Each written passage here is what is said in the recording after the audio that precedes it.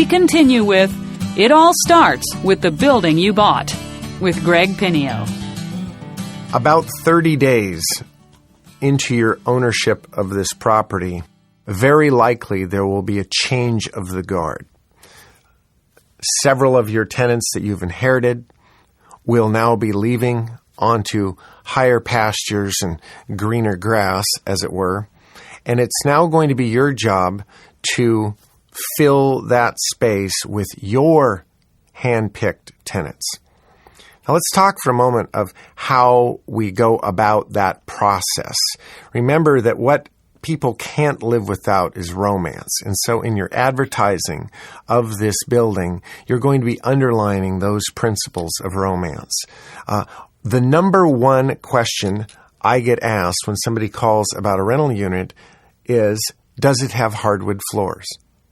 Isn't that interesting?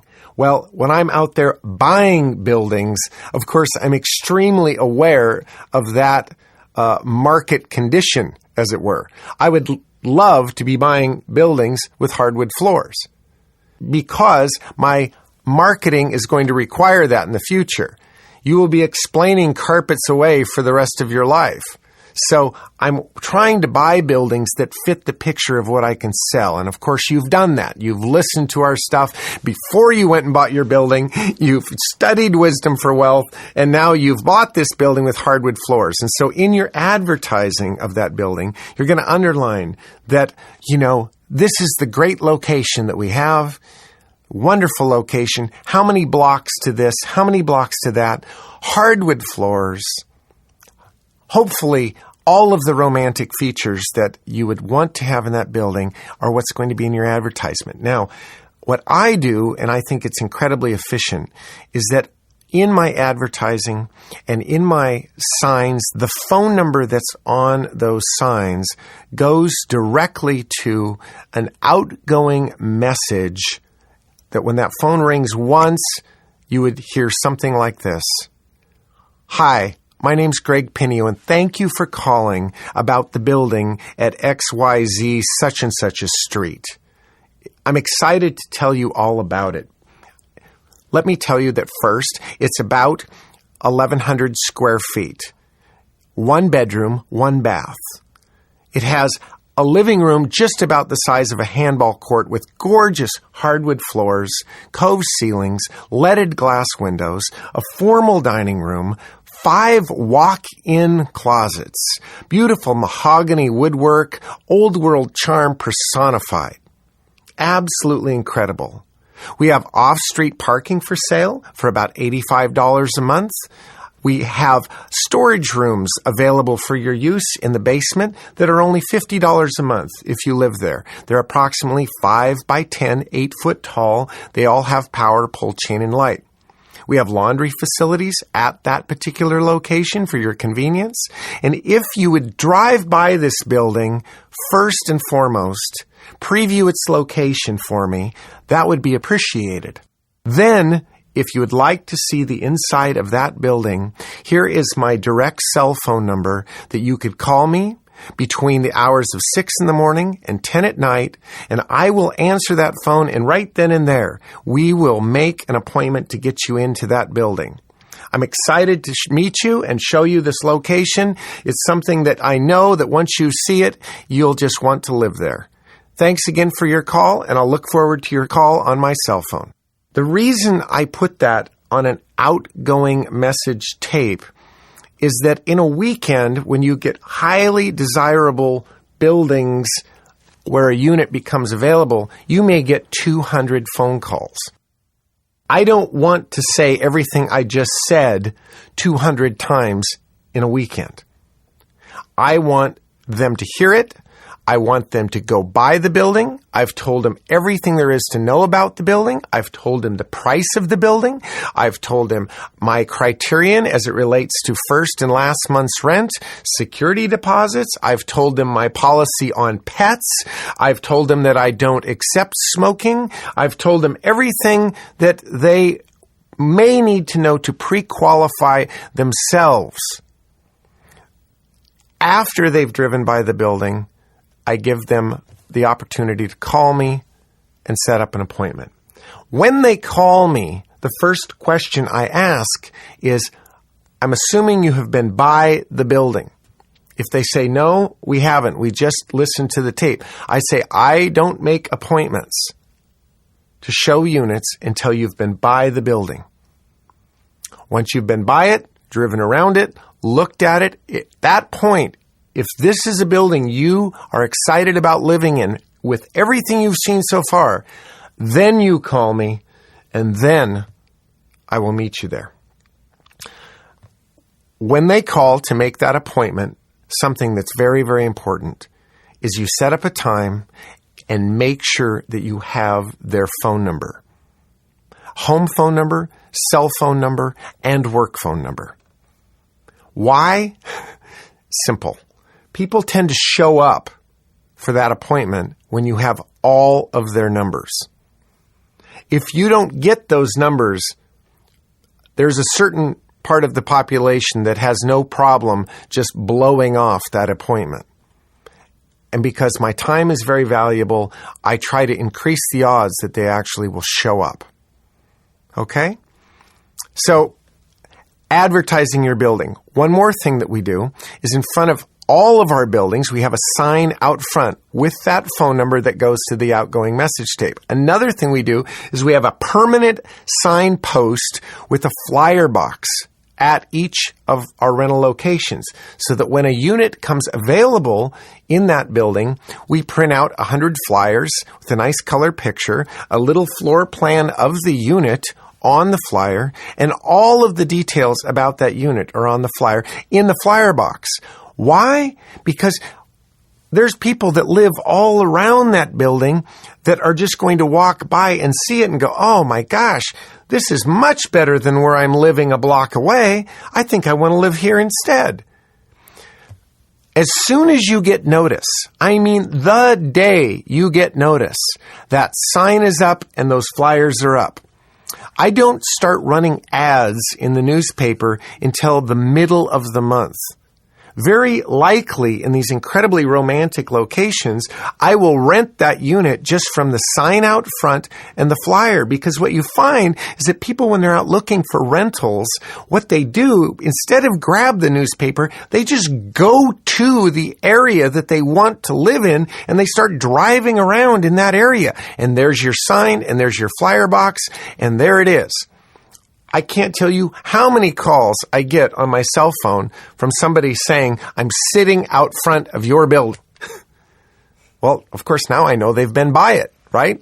I also know that I haven't run an ad yet, so they're sitting out front. They've got a flyer. They're sitting there. At that point, the interview process starts. Right at that point. When somebody calls to make an appointment, whether they're sitting out front or they've read an ad, they've listened to your whole spiel, at that point, the interview process starts before you ever show up. And here's how that process goes, and here's why it starts on the phone. Let's say I have a unit that's available on July 1st. It's available July 1st. I know the tenant will be moving out that's currently there on the 25th of June. I've already made arrangements with them. I know they're a great tenant. I know they're going to leave it clean, so there's going to be very little work to do on that unit. But I know it will be available and ready to re-rent July 1st. My first question to that person that calls me is, as you have heard on the tape, this unit is available July 1st. Are you prepared, if you like the unit, to rent it as of July 1st? Well, I'm really not looking for something quite that soon, but like September? Could you wait till September? Answer, no. Real simple. Answer, no. No, I'm not going to let this sit vacant with a promise to rent it to you September 1st. Now, if you want to pay for it for the month of July and August, and I don't care if you don't move in till September 1st, but question one is, are you prepared to pay for it starting the day it's available? Okay? That will weed out, right there, that question, that will weed out 50% of your appointments. I'm going to just give you this in advance because you're going to feel very stupid if you ever make an appointment to show somebody a unit that's available July 1st. They walk in, they look around, they love it, and then they say, but I really don't need it till August 1st. Now you should never have made that appointment. That could have been handled over the phone. Okay, number one. Second thing that I reestablish is that I do not rent to smokers of any kind, shape, or form, period. Don't tell me you just smoke outside. It's a mess either way. And I guarantee you, if you smoke outside on a bad day, you're going to be smoking inside. I don't rent to smokers, period. I could go into I could talk to you about nightmares around that subject for 3 hours. But suffice it to say that the effects of smoking on a unit and a building are so detrimental, it is not worth your consideration. Don't rent to smokers. If you want to do it my way, you just simply are going to take my word for it and don't rent to smokers. There's a next screening that happens right there over the phone, and I'm adamant about that. The next question I have over the phone is the issue of pets. Do you have pets? I'm going to screen some pets. Yes, I have 2 St. Bernards. That doesn't work for me. Okay? Right out of the chute, I'm going to just tell you that doesn't work. These are not pets. These are livestock. Okay? So I screen the pets. Here's a few rules of thumb on that. 1, no dangerous pets of any kind. So there's an entire breed of dogs, and we don't need to go into the species. Everybody knows those that are perceived to be dangerous. None of those. A cat, okay, just so it's not a mountain lion or a lynx. I want to know what kind of cat. Oh yeah, I've seen it all in 30 years of being a landlord. I'll tell you a story around pets. Someone says, well, I have an aquarium. And of course, in my naivety, that's not a pet. That's, we have a fish tank. No problem. Fish tanks are no problem. Well, they rented a unit that is the top floor unit in a 4-story building. The top floor unit in a 4-story 4-unit building. Unit 1, first floor, 2, second floor, 3, third floor. They're on the top floor. They're 40 feet in the air. Okay? No big deal. They've got an aquarium. I get a call about 30 days after they move in from the tenant on the 3rd floor who says, are you aware of what's going on upstairs? What's going on? Have you seen what's going on upstairs? I said, what's going on upstairs? This person upstairs has thousands and thousands and thousands of gallons of fish tanks. I went, what? This is a 600 square foot 1-bedroom unit on the top floor of the building. I immediately called the tenant and said, listen, I need to do an inspection. Oh, what's wrong? I said, I hear you've got a little bit more than just an aquarium. Well, I told you that I had a fish tank. How many gallons is it? I'm not sure. I've never calculated. I need to come by and see it. Well, okay. I go by and see it. Every outside perimeter wall in that unit, living room, dining room, bedroom, every outside perimeter wall from the floor to the ceiling, 2.5 feet wide, floor to ceiling, was fish tanks. I am in a panic. The engineering for this building, I can see this entire building imploding. Like when they explode buildings, you know how the top just falls right into the ground? That's what I pictured happening with water and little fishies everywhere. I couldn't believe what I saw. Then I look at my water bill, right? 30 days later, the water bill comes. I'm certain I have a 2-inch main that has broken somewhere. Oh no, it's just tenant filling up fish tanks.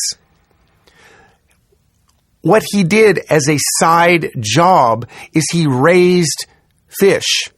He'd put in little fish, he'd get them to be bigger, and then he would sell these fish as kind of like a separate business.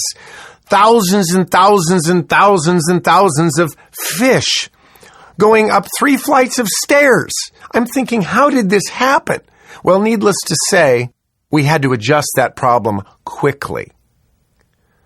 And I was lucky that he left without the entire building falling apart. Another building that I bought, inherited this one, right? Introductory letter, love to meet you, thank you for being my new tenant, right? And so dropping off my introductory letter in person, I knock on the door. Nice to meet you. I'm Greg. I'm the new owner. Here's a letter I'd like to drop off, kind of laying things out of how things work. And I'm looking through the door and I see a little thing that looks like a fish tank, except there's no water in it. And I go, oh, I see you have a pet. Is that a mouse? You have a mouse? Oh, I have a lot of mice. Really? You have a lot of mice? Oh, yeah, come on in. I'll show you my mice room. Your mice room? This was a 3-bedroom unit. Well, I go into the small bedroom first, and here is the same looking scene, floor to ceiling, with 80 million little mice being grown to be bigger mice, right? Little pink eraser mice that are going to get to be bigger mice. 80 million of them in all these little cases. Why all the mice? What do you do with all the mice? Oh, well, let me show you the next 2 bedrooms. I walk into the next 2 bedrooms. Guess what we have here? Reptile Village. Lots and lots and lots and lots of snakes, like serious snakes, like cobra type snakes. I hate snakes. I can't do snakes. I walk in the room and I immediately am just frozen like a deer in the headlights, back away. I don't do snakes. I don't like mice. I don't like anything about this. Guess what? You're moving. This does not work for me. This is a business. This is reptiles. This is dangerous. Here's my notice, by the way. You're leaving, your mice, and your snakes. You have to make your own decisions around the topic of pets. I can tell you this from my personal experience. I collect $500 to $1,000 deposit for acceptable pets. I have an addendum on my lease that specifically addresses what I expect of you and your pet. If you have a cat, here's what I expect. That cat is not left alone for more than 8 hours in a house. That the litter box is put in double garbage bags and put in the dumpster. Not that your litter box is thrown over the dumpster fence from 15 feet away in hopes that the lid on the dumpster on the other side of the fence is actually open. If you have a dog, that this dog will not be walked on the property, will ever be let out unattended. It will be on a leash and taken off the property, and then your doggy responsibilities begin there, right? But not on the property, ever. Barking dogs, this is another thing, intolerable. And in the addendum, it goes into that if I get one nuisance complaint about a barking dog, like sitting there yapping all day long or all night long, that will be cause for a nuisance eviction. What I find is that responsible people, good, responsible tenants, are also responsible pet owners. Irresponsible people don't know how to handle a pet. So if you screen the tenant properly and do your job on that end, likely an accepted pet will not be a problem. Okay, so back to the screening process. All of this happens over the phone. This is all happening over the phone, that we make those 3 discussions. The next question I ask them over the phone is, where do they work? What kind of job do they have? If they're new in town and are looking for employment, that doesn't work for me. I want them to have a job. And I want them to have a job that is a reasonable job. To tell me that you're a third-generation exotic dancer, that doesn't work for me, okay? To tell me that you've got a little side business, that it's sort of, just something you do out of the home and it usually involves cash, that doesn't excite me either, okay? I'm wanting to know that you have a legitimate job. I prefer that you have a job that has required you to get some education to have that job. Again, your location, like a magnet, will attract responsible, romantic people. If you want to work for this business, if you absolutely want the job of your life, buy a property in a substandard location with no romance. And I guarantee you, for every dollar you ever earn in rent, you will earn it. You will never work so hard in your life for $1 if you own a building in the wrong location. My buildings are so well located that it brings the kind of responsible people to it like a magnet. Okay, those are the 4 things that I cover over the phone before I ever even meet the person. I address those topics right over the phone. The issue of can you occupy the building immediately when it's available, the issue of pets, the issue of smoking, and the issue of where do you work. Those are the 4 things over the phone. And if I'm satisfied that I have answers that are acceptable on those 4 things, then I'm going to get all their phone numbers and I will make an appointment. Now is where your people skills come in. There you are. The appointment is for 11 a.m. on a Saturday. 11:15 rolls around and your party isn't there yet. Guess what you're going to do? Leave. If somebody's going to be 15 minutes late for an appointment and not even call you to tell you that they're running late, they're also going to have no problem being late on their rent. And when they call me at 11:35 and say, "Where are you?" I simply say, "Where were you?" I was on time. And by the way, I only rent to people who have a sense of responsibility as it relates to time. And so good luck in finding a place, but your tardiness has disqualified you. I won't be renting to you. Now, you'll get in an interesting discussion around that topic, but that's my criterion. I wait 15 minutes.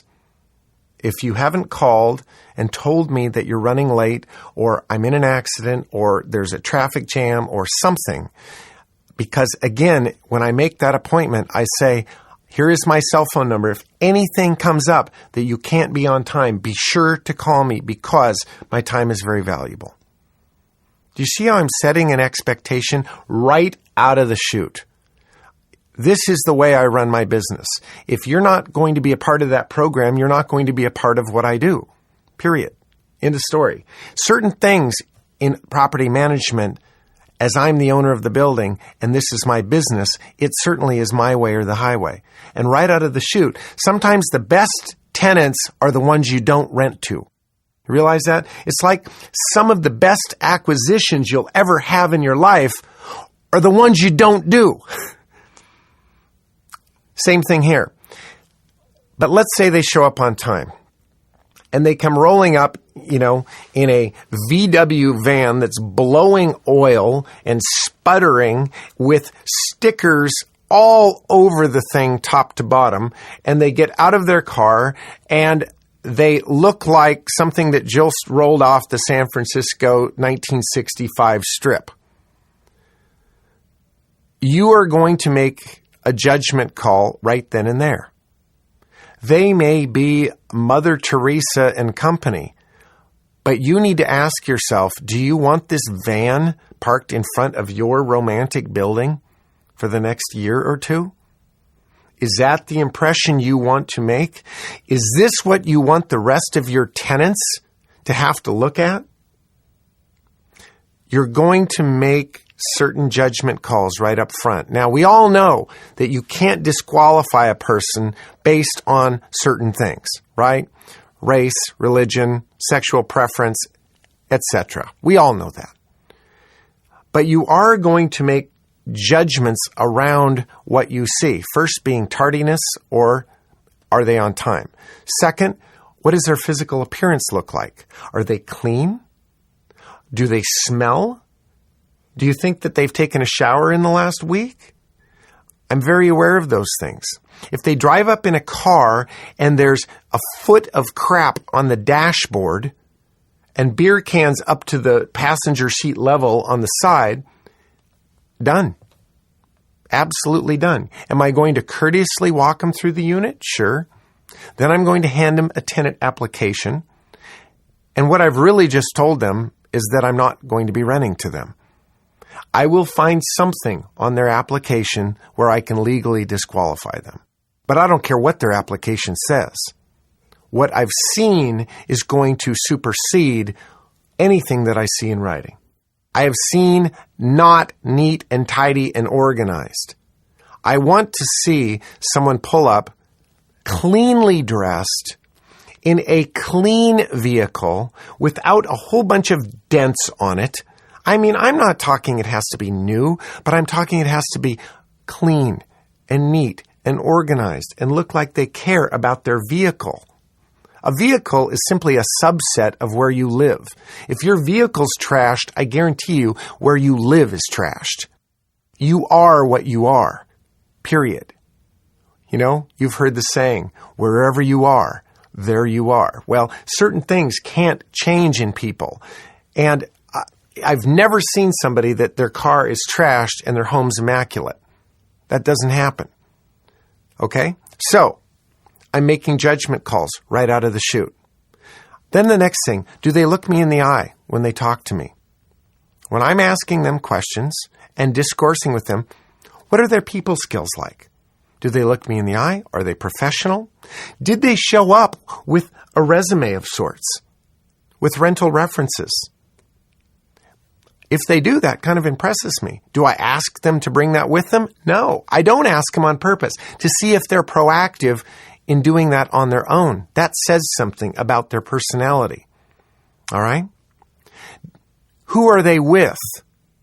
Here, always be aware that here you've got a one-bedroom unit, and here's this lady that shows up, or this girl that shows up, and she's looking just for herself, but here's her boyfriend with her. Well, know this.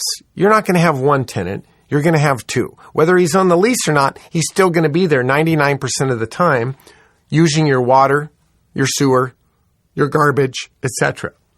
I'm taking those things into account. I think the topic here can easily be summed up by this whole idea of awareness. You are all hands on deck. Your radar is alert, looking for all things and all signs. When you ask them on the phone, is there a smoking problem? And they show up smelling like a pack of Marlboros, well, you know what? Their words aren't matching up with what they smell like. And you're not going to make a big deal about it right there. You're not going to say, hey, you know, what'd you do? Roll in a pack of nicotine on the way? No, you're not going to say that.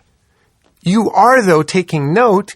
And what do? Give them an application and find a way to disqualify them legally. I guess what I'm saying here is that you're trusting your own instincts. Every tenant that has ever created a problem for me over 30 years, I knew in 3 minutes that I shouldn't be renting this unit to them.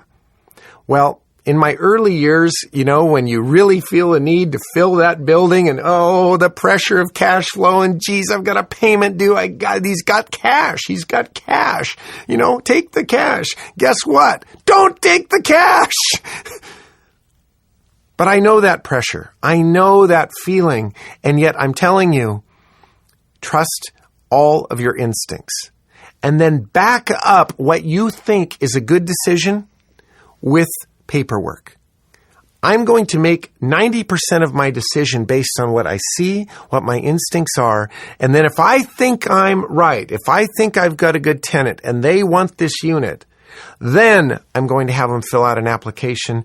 And then I'm going to check my instincts based on the answers on this application. I don't even get to that stage unless every part of me says, I think this is a good tenant. Okay? We're also going to discuss the issue of maximum occupancy. If I have a 1-bedroom, maximum occupancy is 2. If I have a 2-bedroom, maximum occupancy is 2. If I have a 3-bedroom, maximum occupancy is 3. Period. And so my lease has a very specific provision that says this is rented to X number of adults and X number of children. If it's a 3-bedroom, I'll accept 2 adults and 1 child. I don't put 4 people in a 3-bedroom. Why? Wear and tear, and likely in an apartment setting, you're paying at least a portion of the utilities.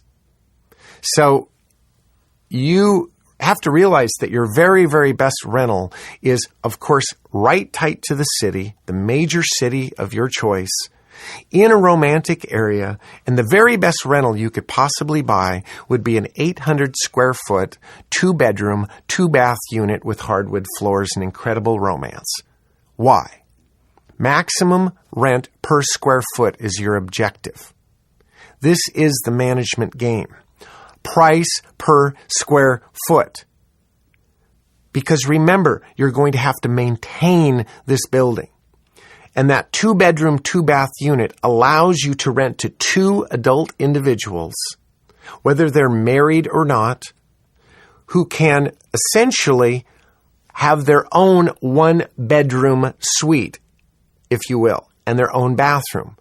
Well, all of a sudden, $1,200 for that 800 square feet is not unreasonable because each person thinks of it as $600 each, which is an excellent price for a 1-bedroom, 1-bath unit in an incredibly romantic location. But from a price per square foot standpoint, you're getting $1.50 a square foot. At least in my town, that's an excellent price per square foot. Versus the flip side of that equation, is the 3-bedroom, 1-bath, 1,500 square foot unit that you're only going to be able to rent for $1,000 a month. Well, look at your price per square foot there. You see? So, price per square foot. I like the 1-bedroom units right tight to the city that are about 600 to 700 square feet. And my ideal unit would be the 800 to 900 square foot 2-bedroom, 2-bath unit. And of course, nobody's forcing me to buy the building I'm buying. And so when I'm looking at the building as a possible acquisition, I'm keeping in mind my end result that I have to own and maintain this building. Think of your maintenance costs when it comes to a 600 square foot 1-bedroom with hardwood floors. That turnover, you can get 1 person in there for 1 day. 1 crew member for 1 day can paint the entire unit, top to bottom, clean the floors, clean their way out of there in 10 hours. Try to do that with your 1,500 square foot townhouse 3-bedroom, 1-bath unit. You're going to spend a whole bunch more time and a whole bunch more money getting that unit done. Then if you have carpets, you're going to spend a whole bunch more time not only cleaning the carpets, but eventually replacing the carpets. These are the factors that you have to live with on a day in and day out basis. And so be very, very aware when you're buying that building that that girl that you're bringing, you're going to have to live with her for the rest of your life.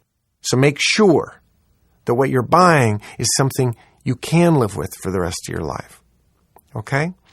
All right, back to that process now. I know I jump around a little bit, but that's just my nature. If you've ever heard me talk in live version, you'll know that I will, put up my hands and go, okay, segue, I'll be back. And then I'll go off to something else, but I always will come back. We've got this tenant now in front of us. You like them. They like you. They want to move in on time. You have them fill out an application. You've checked their application. Personally, I don't charge an application fee because I only really review that for my own benefit. Okay?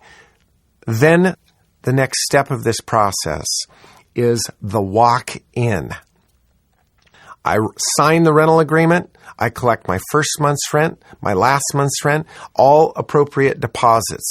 All of those monies I have before anybody gets keys. On the walk-in, you're going to get your keys, and we are going to together walk through that unit before one box moves in the door.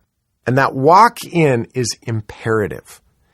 To take the time to walk through that unit and not just allow them to write down everything, but you need to agree with everything they're writing down as to the condition of the unit at the time they moved in.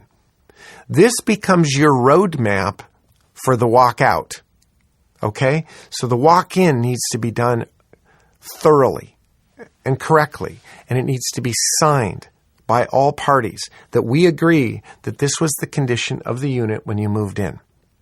At that point, I'm going to check that any of the utilities that the tenant is to pay have been transferred into the tenant's name. Most of my apartment buildings, I pay for the water, sewer, and the garbage. But almost all of my apartment buildings, the tenant pays their own electric. I'm wanting to make sure that the electric and or the gas is transferred into their name, and that bill, that meter has been read, and that it's now in their name. That's really critical. It gets me off the hook, but it also makes sure that our bookkeeping is set up correctly, that they're not living in there for 3 weeks and then, oh yeah, I've got to transfer the power. I don't want to pay the power for 3 weeks once you've moved in. I want you to pay it. So that's up to me to check that. Okay?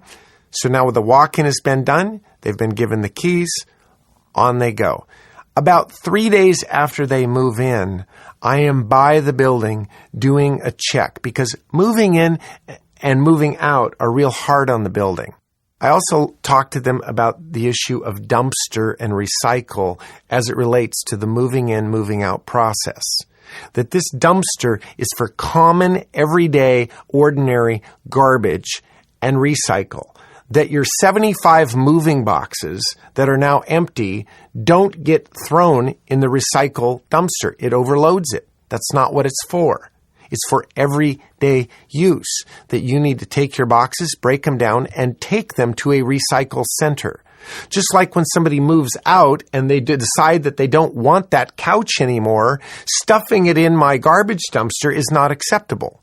They need to realize that this is common garbage and that I expect them to dispose of or handle their move-in and move-out rubbish appropriately. I'm following up also that I'm there after they've moved in to make sure that the common areas of the building are put back into the shape they were, because a lot of traffic coming in and out is going to disturb the common areas. We also have this discussion around moving trucks. How to appropriately move in and how to appropriately move out. That backing your Ryder truck across my flower beds and grass and putting the ramp right through the front door up to the 4th stair on the stairwell is not acceptable. That trucks are to stay on the street. There's so many stories around property management that I reference. It's almost distracting when I'm trying to teach you because 500 stories come to mind about everything that has gone wrong. Consequently, my awareness has increased to where I have these discussions with people on so many issues because I don't assume that they're going to do it like I would do it. Assume nothing. And so I have an entire sheet. All of these things, I'm not assuming. I'm letting you know these things. Move in guidelines. Move out guidelines. My expectations for how this unit is to be left. Guidelines when you move out. I don't leave anything to chance and I don't assume anything. But these are some of the discussions I have around the move-in process and around the move-out process. One of them is the moving truck itself. So now I've made this transition. I've taken my new acquisition. I've weeded out the old tenants. I've filled it up with hand-picked tenants. And now we are to take this building and manage it forevermore with our new tenant base. This is the end of Disc 2. It all starts with the building you bought with Greg Pinio continues on Disc 3.